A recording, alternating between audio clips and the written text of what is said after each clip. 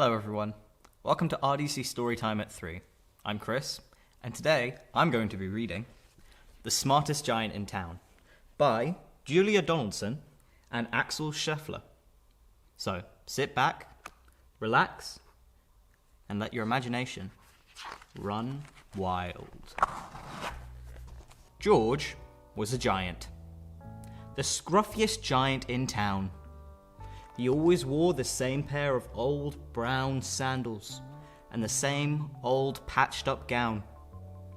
"I wish I wasn't the scruffiest giant in town," he said sadly. But one day, George noticed a new shop.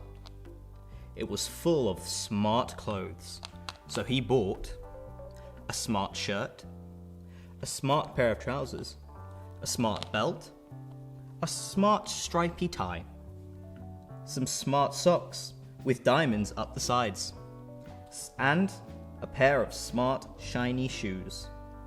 "Now I'm the smartest giant in town," he said proudly. George left his old clothes behind in the shop. He was about to go home when he heard a sound. On the pavement stood a giraffe who was sniffing sadly. "What's the matter?" asked George. "It's my neck," said the giraffe. "It's so very long and so very cold. I wish I had a long, warm scarf." "Cheer up," said George, and he took off his stripy tie. "It didn't match my socks anyway," he said, as he wound it round and around the giraffe's neck. It made a wonderful scarf. "Thank you," said the giraffe. As George strode home, he sang to himself, "My tie is a scarf for a cold giraffe, but look at me up and down. I'm the smartest giant in town." George came to a river. On a boat stood a goat, who was bleating loudly. "What's the matter?" asked George. "It's my sail," said the goat. "It blew away in a storm. I wish I had a strong new sail for my boat." "Cheer up," said George, and he took off his new white shirt. "It kept coming untucked anyway," he said, as he tied it round the goat's boat. It made a magnificent sail. "Thank you," said the goat. George strode on, singing to himself, "My tie is a scarf for a cold giraffe. My shirt's on a boat as a sail for a goat. But look me up and down. I'm the smartest giant in town." George came to a tiny ruined house. Beside the house stood a white mouse with a lot of baby mice. They were all squeaking. "What's the matter?" asked George. "It's our house," squeaked the mother mouse. "It burned down, and now we have nowhere to live. I wish we had a nice new house." "Cheer up," said George, and he took off one of his shiny shoes. "It was giving me blisters anyway," he said, as the mouse and her baby scrabbled in. The shoe made a perfect home for them. "Thank you," they squeaked. George had to hop along the road now, but he didn't mind. As he hopped, he sang to himself, "My tie is a scarf for a cold giraffe. My shirt's on a boat as a sail for a goat. My shoe is a house for a little white mouse. But look me up and down.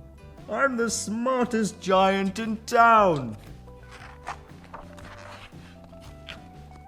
George came to a campsite. Beside a tent stood a fox, who was crying. "What's the matter?" asked George. "It's my sleeping bag," said the fox. "I dropped it in a puddle. I wish I had a warm, dry sleeping bag." "Cheer up," said George, and he took off one of his socks with diamonds up the sides. "It was tickling my toes anyway," he said, as the fox snuggled into it. It made a very fine sleeping bag. "Thank you," said the fox. George hopped on, singing to himself, My tie is a scarf for a cold giraffe, my shirt's on a boat as a sail for a goat. My shoe is a house for a little white mouse. One of my socks is a bed for a fox. But look me up and down, I'm the smartest giant in town. George came to a big, squelchy bog. Beside the bog stood a dog, who was howling. "What's the matter?" asked George. "It's this bog," said the dog. "I need to get across, but I keep getting stuck in the mud. I wish there was a safe, dry path." "Cheer up," said George, and he took off his smart new belt. "It was squashing my tummy anyway," he said, as he laid it down over the bog. It made an excellent path. "Thank you," said the dog. The wind started to blow, but George didn't mind. He hopped on, singing to himself. "My tie is a scarf for a cold giraffe. My shirt's on a boat as a sail for a goat. My shoe is a house for a little white mouse. One of my socks is a bed for a fox. My belt helped a dog which was crossing a bog. But my trousers are falling down. I'm the coldest giant in town." Suddenly, George felt very sad and shivery, and not at all smart. He stood on one foot and thought, "I'll have to go back to the shop and buy some more clothes," he decided. He turned round and hopped the way all the back to the shop. But when he got there, it was closed. "Oh no!" cried George. He sank down onto the doorstep, and a tear rolled down his nose. He felt as sad as all the animals he had met on his way home. Then, out of the corner of his eye, he saw a bag with something familiar poking out of the top. George took a closer look. "My gown!" he yelled. "My dear old gown and sandals." George put them on. They felt wonderfully comfortable. "I'm the coziest giant in town," he cried, and he danced all the way home. Outside his front door stood all the animals he had helped. They were carrying an enormous present. "Come on, George," they said. "Open it." George untied the ribbon. Inside was a beautiful gold paper and crown, and a card. "Look inside the card, George," said the animals. George put down the crown on his head and opened the card. Inside it said, "Your tie is a scarf for a cold giraffe. Your shirt's on a boat as a sail for a goat. Your shoe is a house for a little white mouse. One of your socks is a bed for a fox. You helped a dog who was crossing a bog.